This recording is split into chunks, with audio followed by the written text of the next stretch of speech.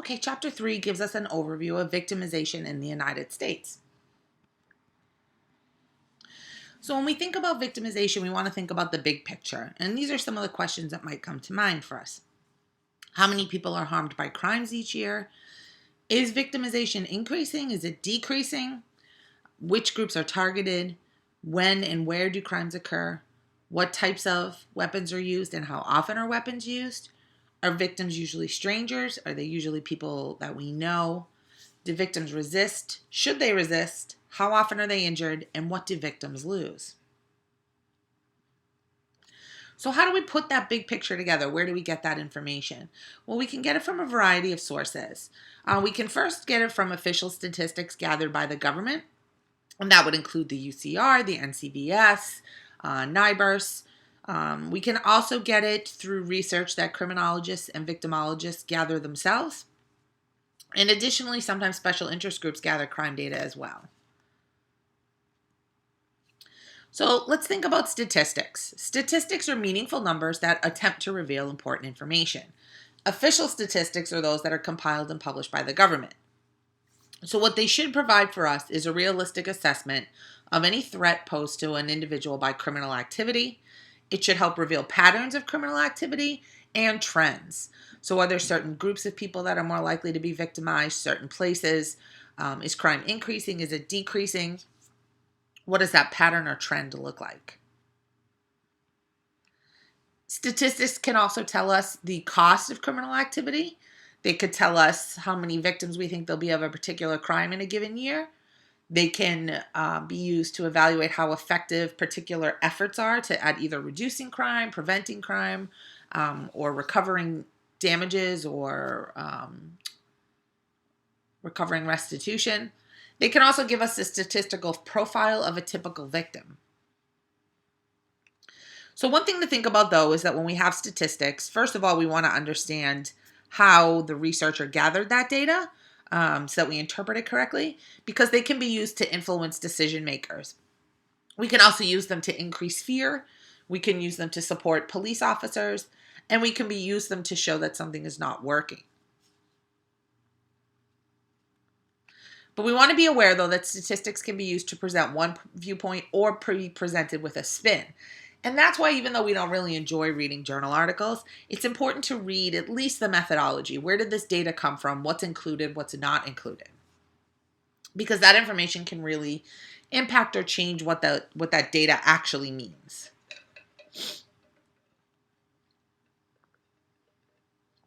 So our main sources of official statistics are the UCR, NIBURS, and the NCVS.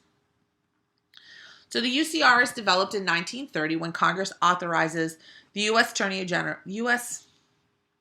General to survey crime in America, and the FBI is designated to implement the program.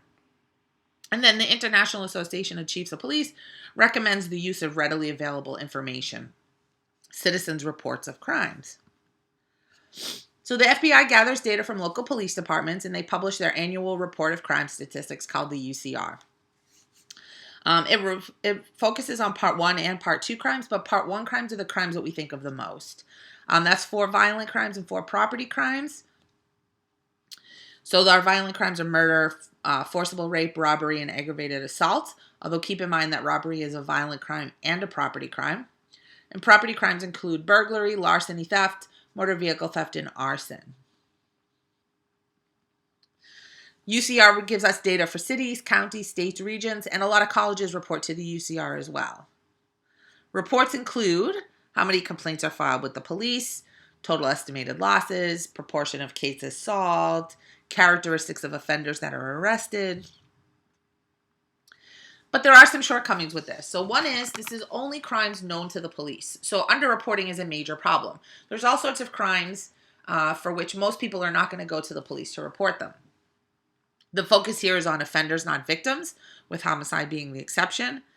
It mixes attempted crimes and completed crimes together.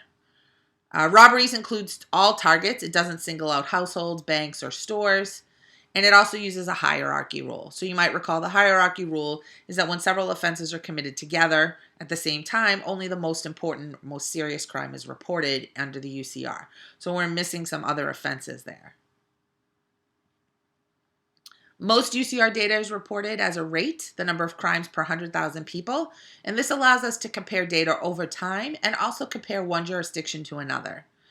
An increase in the rate reflects that crime is increasing faster than the population is growing. It could also just indicate that crime is being reported at a greater rate. So, for instance, we also want to think about how the UCR has defined certain things, because up until a few years ago, the FBI definition of rape was of a female only. So no rapes of men were included in that definition. And so that would impact you in, what you're actually studying when you look at those numbers. The UCR shows that there's been 3 major shifts in crime rates. One is in the early 40s where crime decreases.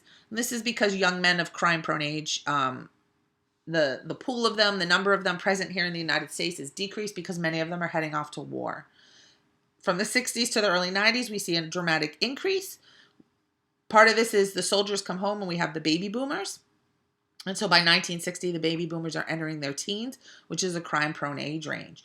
So whenever we have a large population of teenagers, we should have an increase in the crime rate. There's some modified reporting requirements, so it's less stressful to report crime, so people should be reporting them more often. We also see some publicity about crime, which should also increase the importance of reporting crimes. The professionalization of police results in accurate reporting. We also have a turbulent time period there during the 60s as well.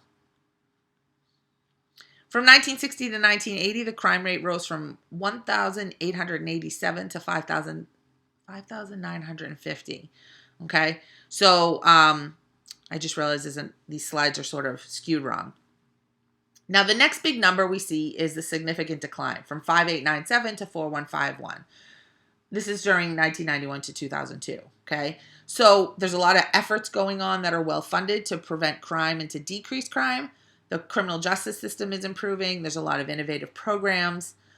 We also have advances in forensic science as well. NIBRS is an attempt to collect better data than the UCR collects. However, not all states, I think 36 or 32 states are reporting to NIBRS, and not all states are reporting at 100%. So, for instance, the Boston Police Department does not report to NIBRS, so none of their crime data is in there. NIBRS breaks theirs down also into 2 groups, Part A and Part B, or Group A and Group B offenses. Group A has 46 offenses, though. So it includes much more than just, for example, including just forcible rape. It includes incest, it includes it includes statutory rape. So it includes a much bigger variety of information. It's also incident-based, so you can link victim and offender. You can link characteristics from one particular incident to each other. So it gathers data related to the commission of crime, victim information, etc. The NCVS is another set of data. This is collected by the Bureau of Justice Statistics through the Census Bureau, and it's based on surveys with victims. This attempts to get at what we call the dark figure of crime. It often paints a very different picture than the UCR.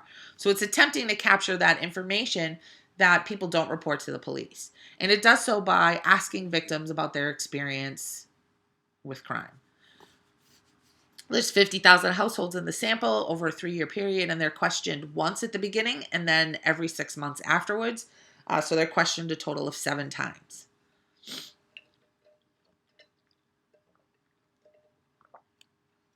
NCVS reports crimes in the form of rates per 1,000 people, so we want to be careful when we're comparing NCVS to NIBRS data or UCR data that we adjust that properly.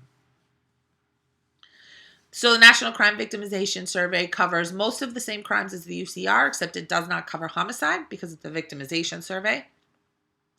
It only surveys the people in the household that's included in the sample, anyone that's 12 or older. So any crimes against people under the age of 12 are not in there. So there's some reasons or some shortcomings here of the NCVS as well. First of all, any bias in the information. How credible is the information? So when wives are reporting abuse or girls are reporting date rape, how credible is that?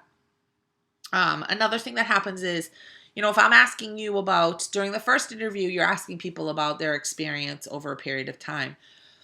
The NCVS is then bounded, so then each time they interview you after that, they're asking you about the prior 6 months.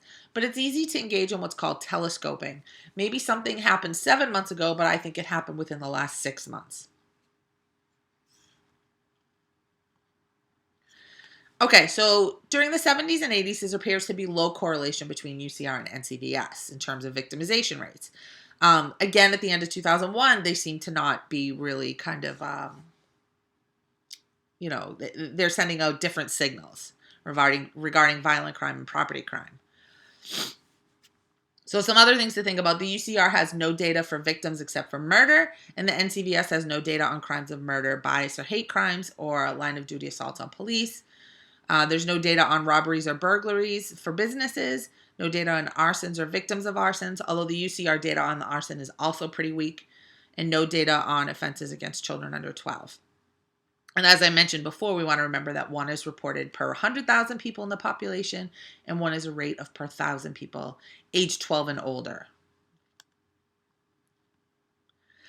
So here you can see just kind of a comparison of number of incidents versus the rate. We've got NCVS definitions here of those 8 major crimes. And we can kind of see, which crimes are included, which crimes are not. So for example, simple assault is not included in the NCVS.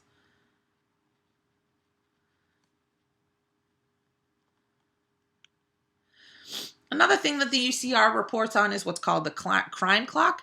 So it shows how many seconds or minutes apart a particular crime or criminal event occurs. So there's one index offense, those 8 major crimes, every 4 seconds in the United States. That's one violent crime every 20 seconds and one property crime every 4 seconds. And then we can break that down further. There's one murder every 37 minutes, one forcible rape every 7 minutes, one robbery every 90 seconds, and one aggravated assault every 44 seconds.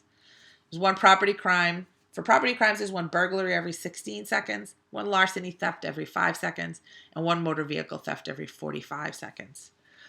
Again, notice arson isn't reported here, and that's because the arson data in the UCR is not very reliable. We can also look at comparative risk. So what is your risk of dying from an accident or an illness versus dying from a criminal event? And we can see that homicides, the top 10 causes of death do not include homicide.